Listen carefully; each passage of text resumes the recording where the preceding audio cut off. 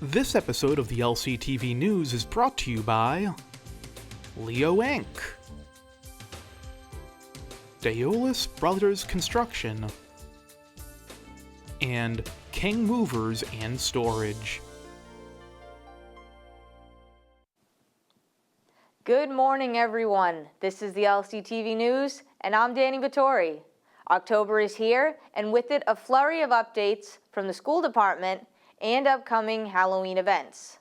Election season is also right around the corner, so stay tuned to learn more about several elected officials and candidates. Temperatures may be cooling down outside, but they are heating up in here with the news for Friday, October 3rd, 2025.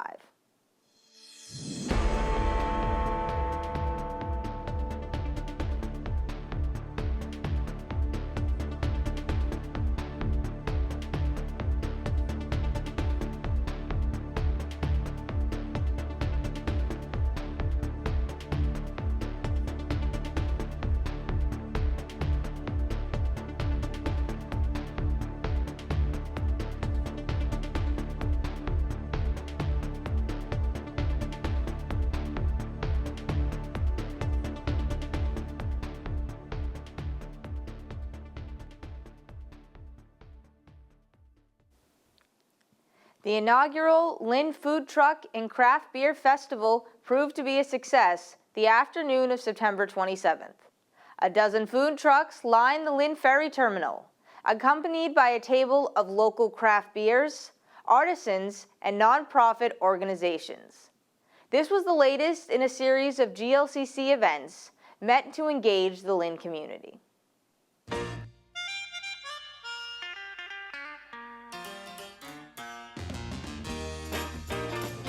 So we are thrilled, fired up, excited to be here for the inaugural Lynn Food Truck and Craft Beverage Festival. I'm Anthony Pepe, the owner of Food Truck Festivals America, partnered with the Lynn Chamber of Commerce. Ryan, how you doing, buddy? We're doing great today. This is a great event and the community's out and it's awesome. Hey, Christine, you having fun? I am. Great event for our first year. We are so excited to be here. We have local vendors. We have Bentwater, which we love our beer from Lynn here. All of these vendors are thrilled to be here. The people are coming out in droves. We are having the time of our life today. Are we invited back next year? Well, we're hoping to have you back next year. Right here at the Lynn Ferry site. Great spot. If you look around, you can see the beautiful oceanfront spot here. So we have a lot of people out, and it's great to see everyone out today. Well, no, I mean, this is exciting. It's great to bring something like this. We do these all across New England. We do this all across the country, and this is great. When Ryan approached us from the Chamber and Christine approached us, we said, hey, we would love to do this. We came down here, we fell in love with the venue, and we're excited to be here, fired up. And thank you, Lynn, for coming out in record numbers. They're coming out, and they keep coming through the door here. It's pretty awesome. Yes, thank you, Lynn. Thank you to the EDIC. Thank you to the Mayor's office, and thank you. Food Truck Festivals of America. Thank you for everybody making this happen. It was a team effort, so we appreciate everyone who was able to help us out. And how about all of your volunteers here rocking the pink? You guys look really hot in the pink. But you guys are kicking butt. Your team's here, and they are working hard. It is awesome to see. It's been great. We have a great team, and we really love the excitement that's happening at the Chamber. And if you need any more information on us, it's foodtruckfestivalsofamerica.com. That's festivals and S. We're all over New England, all across the country. And Dani, thank you.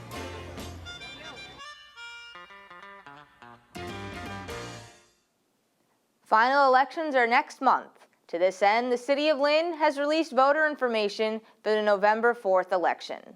This year, Lynners will be voting for mayor, councilor at large, ward councilor, and school committee. Last month, ballot positions were selected. Numbers are placed in a box from the early 1900s. Candidates' names are then called, and a number is selected to determine their order on the ballot. This year, councilors for wards 2, 3, 4, and 6 are all running unopposed. In Ward 1, Paul Guthrow is challenging incumbent Peter Meany. Wards 5 and 7 have no incumbent. 5 is Josh Polonsky versus Cardelise Paez, and 7 is Jordan Avery versus Billy Devin Jr. All 4 councilors at large are running for re-election, with John Michael Fana as the challenger. Finally, there are 9 candidates for school committee. Visit linktv.org/elections to see all the ballot positions. The Department of Elementary and Secondary Education released the 2025 MCAS results earlier this week on September 29th. Results show that 63 districts have returned to pre-pandemic achievement levels for grades 3 through 8, but post-pandemic learning loss continues to be the greatest challenge for schools. Overall, the 2025 MCAS results are still behind those from 2019. English language arts schools did improve from 2024, but math and science results remain the same. This was also the first year in decades that high school students did not have to earn a qualifying score to graduate. For Lynn specifically, just under 7,000 students took the math and ELA tests, with only 2,000 participating in the sciences. 17% of students either met or exceeded expectations in ELA, 14% in math, and 19% in science. The Lynn Museum was the place to be Tuesday night for all things Frederick Douglass. Visitors could check out several paintings, a biography of Douglass, and listen to a panel discussion at an event that needs no more introduction. The Lynn Museum and Art Center hosted a discussion about the Douglass family's impact in Lynn on September 30th as part of Douglass Week. Kenneth B. Morris Jr., the great-great-great-grandson of Frederick Douglass, and also the great-great-grandson of Booker T. Washington, along with local Douglass historian Tom Dalton, were on hand to discuss the legacy of Frederick Douglass, the Douglass family, and their impact on both Lynn and the nation. The evening opened with a presentation of the colors by Lynn English Marine Corps Junior ROTC and a reveal of a new donation by Tom Dalton. This is Frederick Douglass's deed to one of the houses that he owned here in Lynn. This led into a discussion moderated by Lynn Museum's Executive Director Danica Thurston Chavez with Kenneth and Tom that covered several areas of the Douglass family's lives, but there was a focus on Frederick's wife Anna and the family's legacy. And had she not sold her personal belongings to help finance his escape, had she not put together the disguise, the sailor's outfit that he would wear, who knows if he would have had the courage or the wherewithal to run away from slavery. And had that not happened, we would be a very different country sitting here today without the contributions of Frederick Douglass as the great abolitionist and then his career as a statesman. Anna has not been treated with the dignity and respect that she deserves in this story. She has been pushed aside and is not even a footnote. And depending upon which scholars you read or which books you've read, Anna has been portrayed as being in the kitchen and the garden when the important work was going on, and that is not true. Why Douglass? What about his story compelled you to write this book and to continue your research even today? And when you read biographies of Douglass, not much is written about Lynn because not much is known. And I'm not saying I found a million great things, but I tried to do something at least accurate with primary sources. And I felt that was so important here because he's such an incredible human being. The narrative was written here, and not only is it an amazing book, but it's a tremendous act of courage. An example, when you believe in something so strongly, it's so important to you, that above everything, above your own safety, you write a book. And whenever I'm with students, they are always looking at me cross-eyed, like, man, you are so far removed, and what does all of this history have to do with our lives today? And why are you talking about these people that lived so long ago? And to help them understand, I always say that hands that touch the great Frederick Douglass and hands that touch the great Booker T. Washington also touch mine. So in a sense, even with all of those greats, I can say I stand one person away from each man, I stand one person away from history, and I stand one person away from slavery. For LCTV News, I'm Riley. Speaking of Douglass, the Frederick Douglass Collegiate Academy celebrated their move to their permanent home at 195 Market Street with a ribbon cutting on October 1st. At the site of the old Eastern Bank, several local and state officials reflected on the collaborative effort required to see this project through to fruition. Today, we celebrate more than just the opening of a building. We're celebrating a promise that we kept to our high school students. This beautifully redesigned space is now home of FTCA, the therapeutic program and the Fresh Drop program, administrative offices, and soon the Welcome Center for all of our new students that come to Lynn. Each seat in the building represents more than just furniture. It represents a dream, a goal, and someone's future. It is a seat that symbolizes a student's journey towards becoming the LPS graduate. This is an incredible example of a private-public partnership, and it can only happen when the two parties come together. And I credit the mayor for approaching us as we were thinking of different ideas, and we iterated a number of times for coming up with this idea, which obviously was so fitting with our mission and a desire to give back to Lynn and really repurpose this building. Our acclaimed Frederick Douglass Collegiate Academy is here in a fitting home, allowing us to double the number of students that has access to that tremendous application. The students at Frederick Douglass Collegiate Academy are graduating with an associate's degree at no cost to them. That program is restructuring the educational system itself by embedding higher education directly into the high school experience, and it's incredible work on behalf of all our educators. By sophomore year, we decided to work part-time as pharmacy tech trainees, and we started off as a cashier and developed over time. Now, as senior year, we finally became pharmacy techs, and we're working on our license. So thank you for the opportunity. Without that and without the school, I don't think we would have been motivated to push forward and even push forward, like have more advantages. This school really promoted applying for a job and making sure that the career we get to is right for us and fits for us.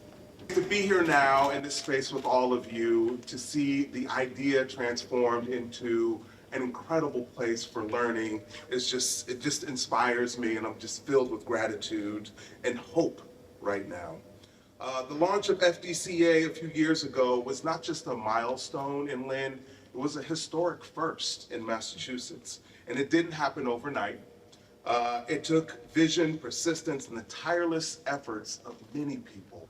FDCA represents a bold and innovative partnership between LPS and North Shore Community College. It's a wall-to-wall early college model that offers structured, supportive pathways to post-secondary success for students who have historically been underserved and who are currently underrepresented in higher education.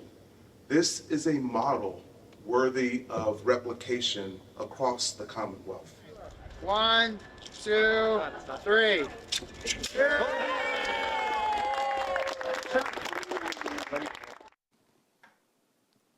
As of September 26th, the Lynn Way Multi-Model Corridor Existing Condition Survey has been extended and will now close on October 14th. The MBTA is partnering with the City of Lynn, DCR, and Mass DOT to redesign the Lynn Way, creating a multi-model corridor that supports long-term safety for all users. This project will include, but is not limited to, ADA accessible crosswalks, safer access to the waterfront and downtown, faster, more efficient bus service to the commuter rail, downtown Lynn, and the ferry terminal, dedicated bike lanes connecting Nahant Beach, and traffic signal modernization. The project team is currently seeking public feedback on your experiences traversing the Lynn Way and what you would like to see prioritized for this corridor. The survey is available in 7 languages: English, Spanish, Khmer, Russian, Arabic, Haitian Creole, and Portuguese, and is available through the City of Lynn's website. During their September 25th meeting, the Lynn School Committee issued a proclamation declaring September as Attendance Awareness Month, stating how school is the foundation for success in careers and life, and how consistent attendance is critical for this achievement. The proclamation stressed how students who show up, engaged, present, and ready to learn will succeed both in and out of the classroom, leading to greater opportunities. Families, educators, and communities can encourage consistent attendance by creating supportive environments where students thrive. The proclamation concluded by stating, quote, "The Lynn School Committee does hereby proclaim September 2025 as Attendance Awareness Month in the public schools and calls upon our students, families, educators, and community partners to work together to build a culture of attendance," end quote. The Our Lens program, in collaboration with Girls Inc., released a PSA recently highlighting how tobacco retailers and sellers increase their footholds around high schools and lower income populations.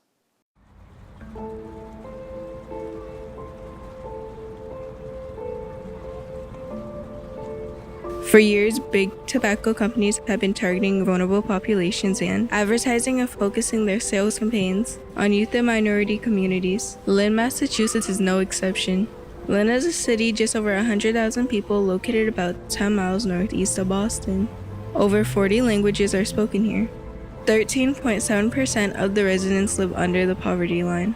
It's a place where struggle and survival go hand in hand, and where people are used to being overlooked but never ignored by industries that profit off addiction.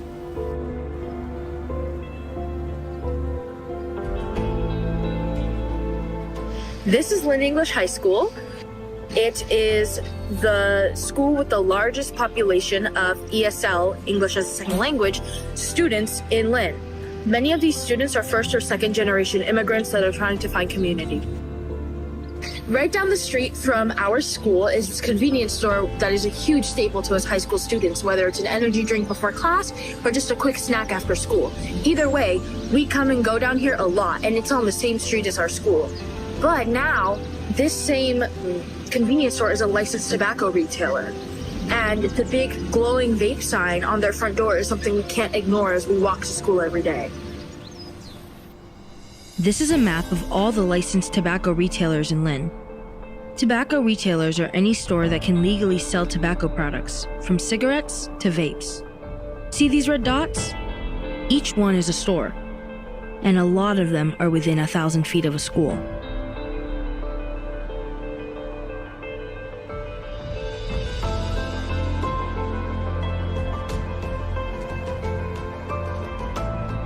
According to the American Cancer Society's Cancer Action Network, this isn't random. This is a system, a business model. The tobacco industry has spent decades targeting low-income and Black communities, offering cheap products that cost people their health, their time, and their lives. Addiction isn't just personal, it's political. There are 16 times more tobacco retailers in Lynn than there are Dunkin' Donuts. And if you're from around here, you know the impact of that statement.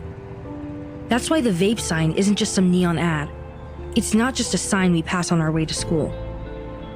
It's a reminder that they're still targeting us. And the worst part? It's working. Data from the Massachusetts Department of Public Health states that minorities make up 40% of Lynn's population. It is also shown that in these denser minority areas, there are more tobacco retailers. In these areas, there's a higher prevalence of low-income individuals and limited English speakers, making it a threat to environmental justice.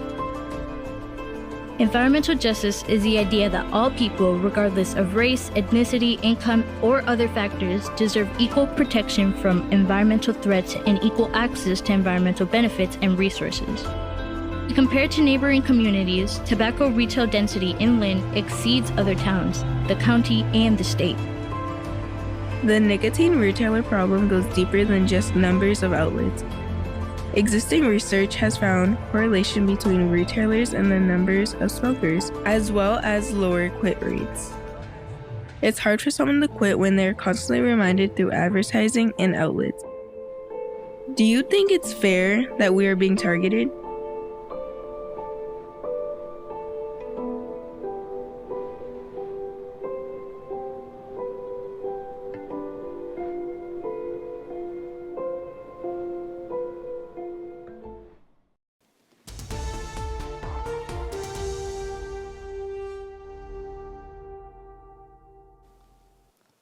After going 2-0 to begin the year, St. Mary's football suffered their second loss of the year, 21-7 to Bishop Fenwick. The Spartans scored their first touchdown against the Shamrocks in 3 years, and the score was not at 7-7 at halftime. But Fenwick took over in the second half, scoring twice and eating up almost the entire clock. Then Saugus came to town and spoiled Lynn Tech's perfect season in a 12-6 final. Tech did strike first on a 35-yard rush by Anthony Brown, but it was Saugus who broke the 6-6 tie with a 4-yard game-winning touchdown. The Tigers are now 2-1 early in the season. A 30-14 defeat by Cathedral and an 0-4 start for Classical.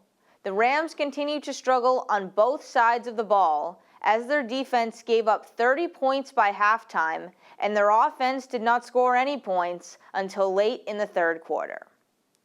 But points were not a problem for either team as Lynn English exploded for 40 points in the second half in a 54-32 victory over Peabody. The Tanners simply had no answer for the Bulldogs' rush.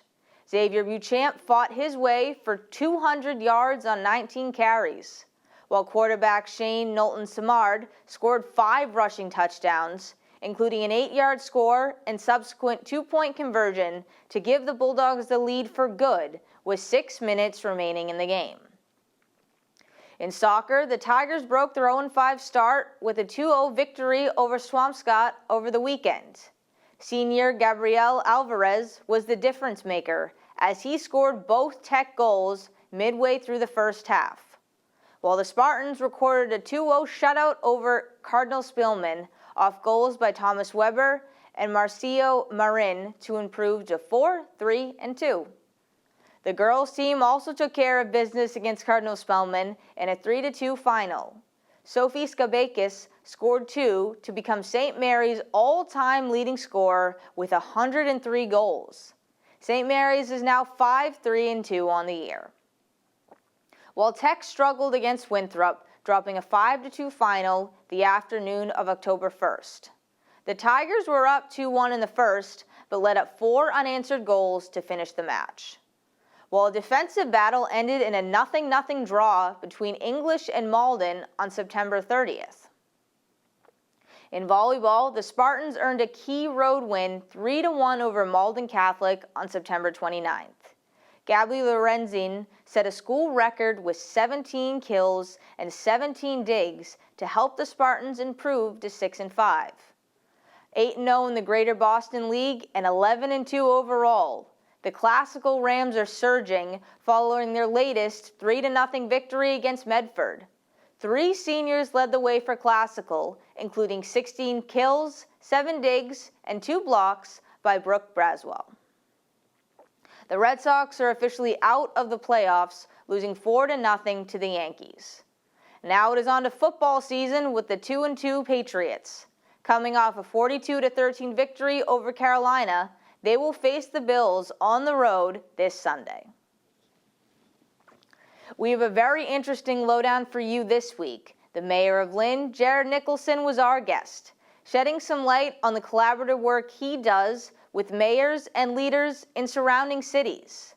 This includes several recent conferences he attended, but I will let him explain further. Take it away, Mayor.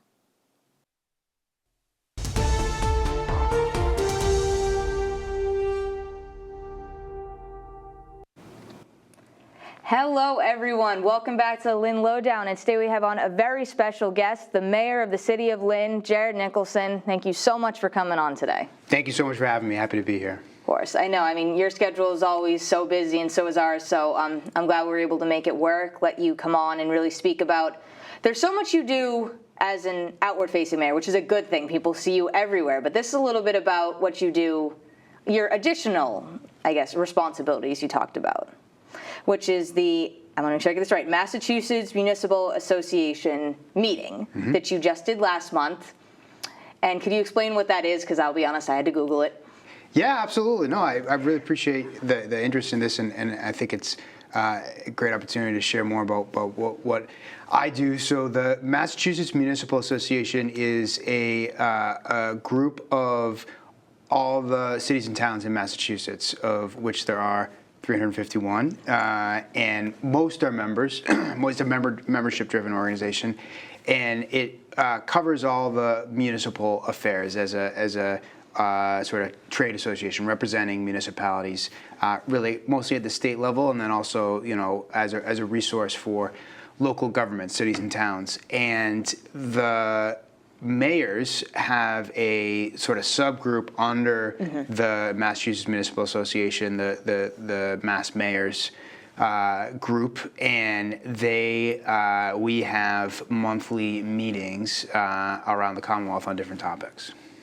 So what was July's topic? What were you discussing? So July's topic, the sort of feature content was a discussion about solid waste, which is a very important municipal topic. So trash, particularly trash contracts, and trash from a municipal perspective is typically divided into two areas. There is the pickup or hauling, so mostly at this point it's performed by third-party vendors, so the vendor that picks up the trash, and then disposal or tipping, like where the trash goes, and the city pays for both those things. So there was a representative from the Massachusetts Department of Environmental Protection to talk, and then also a third-party expert who actually is ties to Lynn. She's terrific, and they talked about sort of best practices, how to think about the concept and what to look for, and so on and so forth. The way these are structured is typically there's like a networking period in the very beginning when everyone gets there, and then there's one or two main presentations. It might be an expert, oftentimes the state official. The governor usually does one once a year, and then the various secretariats. And then after the panel or presentation, that's a formal topic, the head of the MMA, a person named Adam Chapdelaine, who used to be the town manager of Arlington, and he took over the MMA in the last couple of years, gives a legislative update. So part of what the MMA does is advocate for cities and towns in the legislature on state affairs, and so he presents everything that's happening in the State House that might affect us in the future, particularly on the budget. That's a big part of that, and so that's how those are normally structured. So yeah, money's a big one. Everything runs on it, and like you were saying, it keeps. There's so many municipalities, even with the mayors, there's 47 of you. It keeps you all connected, and it's not like, you know, Lynn isn't just one separate entity that doesn't interact with anyone else. You learn from each other, you grow with each other, and you can see how to move into the future together. Right, exactly. You know, the issues we have in Lynn are very similar to the issues that Brockton is having, New Bedford is having, and we get to swap insight, share best practices, brainstorm and problem solve issues that we're facing that are similar, and so that's definitely one benefit of getting together, and that happens both in the sessions and sort of in the informal times that are before and after. Another huge benefit of getting together is the power of the collective advocacy. So, you know, Lynn is one of 351 cities and towns, so we have an issue that we are looking to get more attention from the state or federal government or whoever.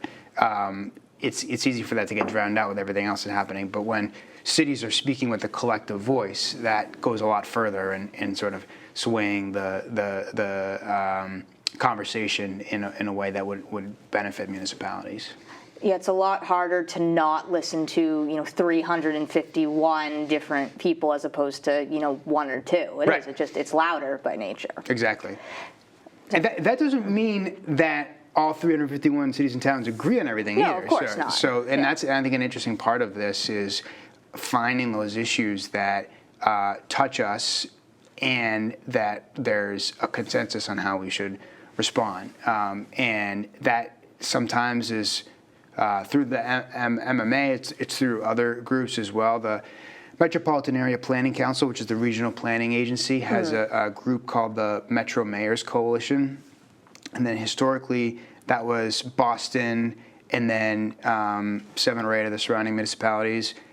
Lynn was part of the North Shore group. But actually, this past year, we joined the Metro Mayors, the Greater Boston Mayors. We're still involved in the North Shore group, but that's another forum for municipal voices to be heard. And then there's also the Gateway Cities. That's a statutory designation, so state law defines what a gateway city is. There's 26 of them around the Commonwealth, and sometimes we get together in that capacity.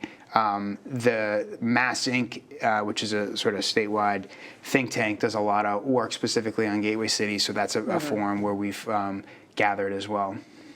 You were at that also last month, Mass Inc. They held one specifically for gateway cities. Yep. Like you were speaking about the maybe unique challenges that could be presented there, and it looked like they did so much about it, like economic development, energy, revitalizing downtown areas, because you said things that Lynn are doing could be very similar to what other gateway cities are really focusing some of their efforts on. Exactly.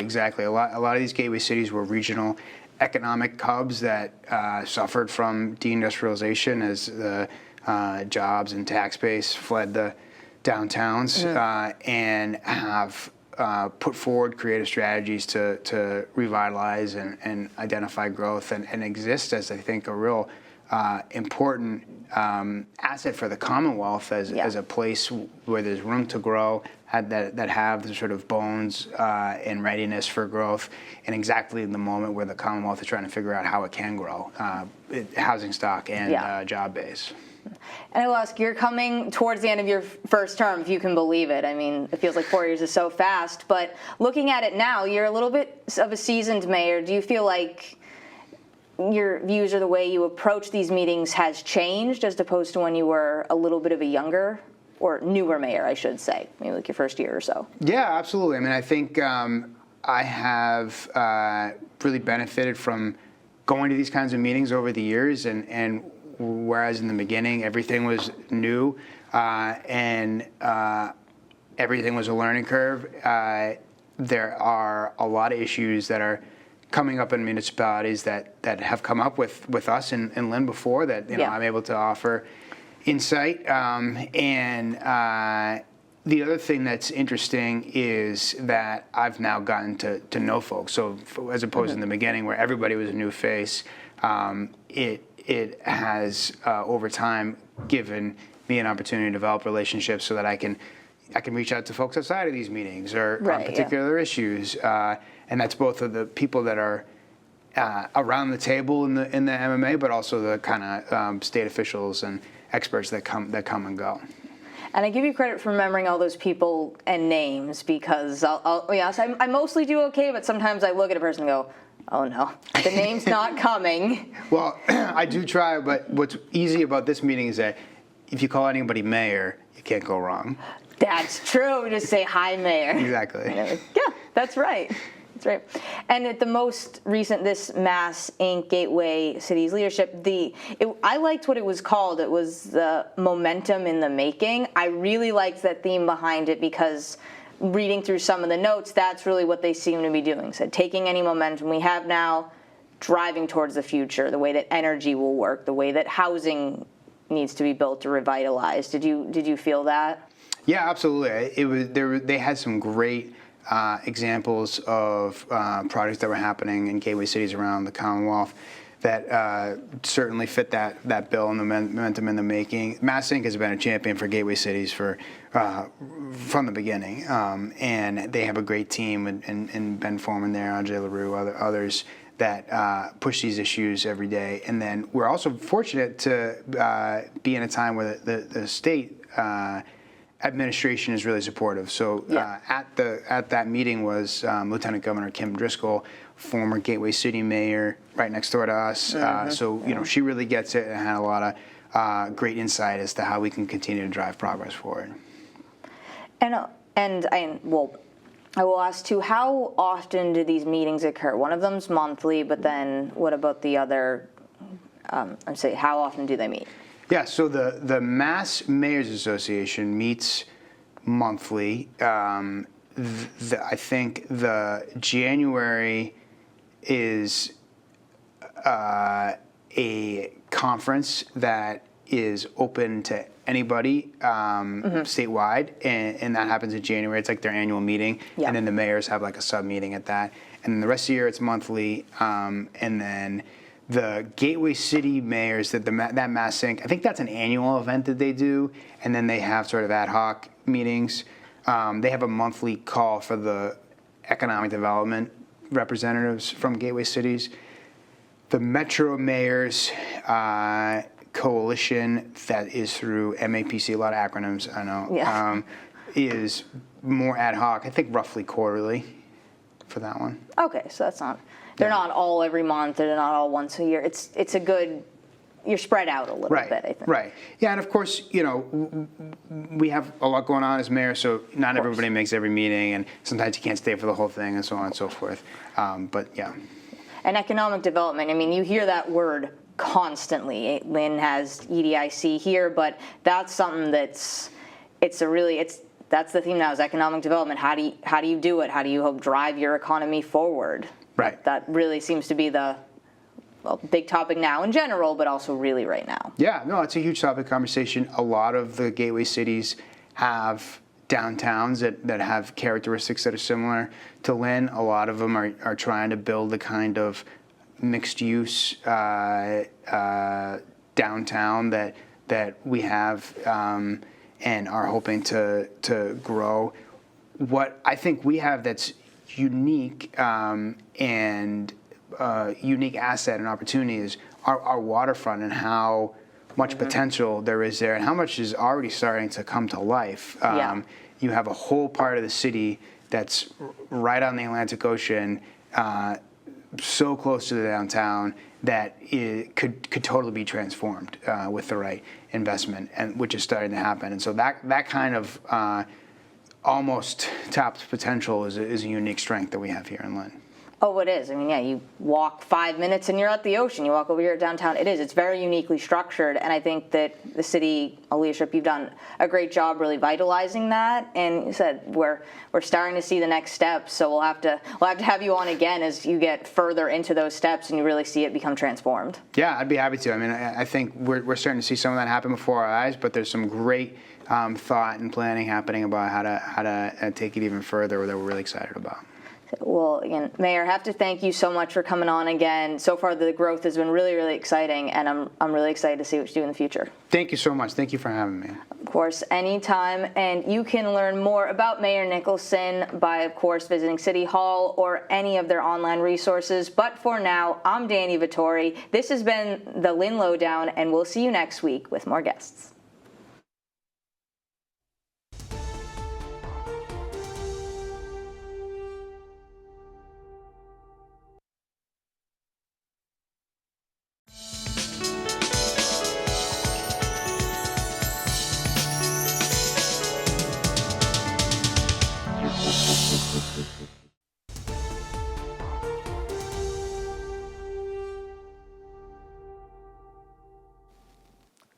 The City of Lynn's Public Health Department is partnering with Stop & Shop to bring free flu and COVID vaccines to the residents of Lynn.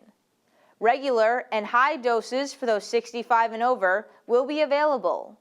Lynn PhD will be at several locations throughout the city, beginning at the Breed Middle School cafeteria from 4 to 7 p.m. next Tuesday, October 7th. Residents can get vaccinated with or without insurance. Simply choose which option applies to you when pre-registering. Contact the Public Health Department to register or with any questions. Halloween season is here, and the Lynn Library is going all in for spooky season, including adult and teen Halloween trivia on October 8th at 6:30 p.m. Test your knowledge of all things spooky for a chance to win the grand prize. Register in teams of 2 to 5 in advance to participate and learn more about this holiday. From there, pivot to LCTV's live forum for Counselor at Large, beginning at 7 p.m. on the 8th. Moderated by LCTV board member Joe Scanlon, candidates will begin the opportunity to answer questions in the field of communication, city projects, and more. Tune in to hear from the candidates so you can make your most informed decisions at the ballot box next month. That is the final buzzer on this week's news. As we approach both election and holiday season, be sure to stay up to date on all the latest happenings by following us on social media at Lynn Community TV. Learn more about your city through government programming, event recaps, and our complete community calendar by visiting linntv.org.